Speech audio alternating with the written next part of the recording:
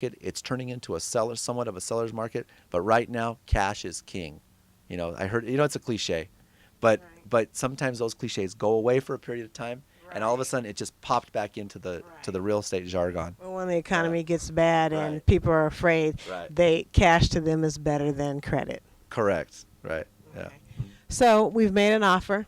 Um, how long do we wait before they say we accept your offer and then we move into escrow? Well, it can be as quickly as one day. Uh, the contract does state, I think, within 3 days of the purchase agreement, the seller has the right to to respond. Then there could be a counter offer. The counter offer basically says we accept your property, we'll take your offer, but these are other conditions that we want. And then the buyer can respond to that and it says, okay, we accept your offer. And sometimes there has been offers where they've gone one, two, three, four counter offers before a final price, and selling terms are negotiated and accepted. Um, then from there forward, the selling agent will take the deposit check of the buyer, and they will take that deposit check, they'll take that contract, and they will go open it up at an escrow company, generally of the seller's choice. Okay. Yeah. And that's when it goes into escrow. And how long of a process can escrow be? Well, I've seen them go for 30 days, 45 days, 60 days. I've even seen some go into 90 days. I have always recommended my seller or my buyer to work with a 45-day escrow as opposed. I mean, I have done 30s and they are doable, and you can always ask for an extension if you have to. But that 45th day gives enough extra time for the buyer to go through their pre-qualification and their loan, and get their loan funded and get it processed. Gives that buyer just a little bit extra time, so that way we don't have to run into any time constraints. Because one of the biggest terms I ever heard in real estate when I got started was time is of the essence, and that still stands still today. That's very true. So during that process of escrow, the big, huge transaction is taking place. All the I's are dotted and the T's are crossed. Okay. And can escrow close early? Like, have you ever heard of an escrow closing in 15 days? I have, but generally my experience has been when I have seen other agents, and because I've never done a 15-day, but it was generally a maybe 20, but it was generally an all cash offer. Escrow, that's why I say go 45. Sometimes it can be stated as 45 days or sooner. Once everything is done, it's all done. Once the loan gets funded, you're pretty much ready to go Right. and changes hands. Okay. Now, what would cause it to go 90 days? 90 days is a long, long time. And generally, if you've opened up a 45-day escrow and you haven't been able to close it, let's say within 45, then within 60, there could be negotiation problems or issues, or even lending problems. Let's say we have to run into holidays where the loan wasn't be able to get funded or recorded, etc. One transaction that I did actually ended up going to almost 80 days because we had to continue to get extensions after extension after extension because the bank was not able to get the buyer the loan at the time stated within time. And but the seller was willing to negotiate back and forth, and we were able to negotiate with that seller, and the seller was very kind on this transaction, to the point where they were very good to the buyer, giving the buyer enough leeway to have that house. Although the loan did take quite a while, and not to put blame on either party, but one thing you do as a buyer so you don't go into 90 days or escrows is when your realtor tells you, okay, once you get pre-qualified, start looking for your home. Once you're ready to make that offer, start your loan process. Go to the bank, get your loan process, because that can also delay your deal. You don't want to wait till 10 days into the deal, then you go to the bank.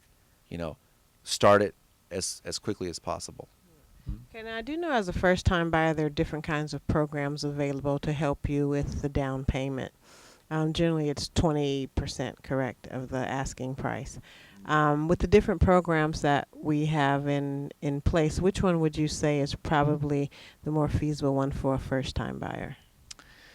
Well, when I started real estate, there were a lot of first-time buyer programs out there. Different cities within the L.A. County area had their own first-time buyer programs. You would have to go to apply at the city. That's if the city had enough money to fund the first-time buyer. As of right now, I'm not too familiar with any more first-time buyer programs. I don't necessarily recommend a first-time buyer program.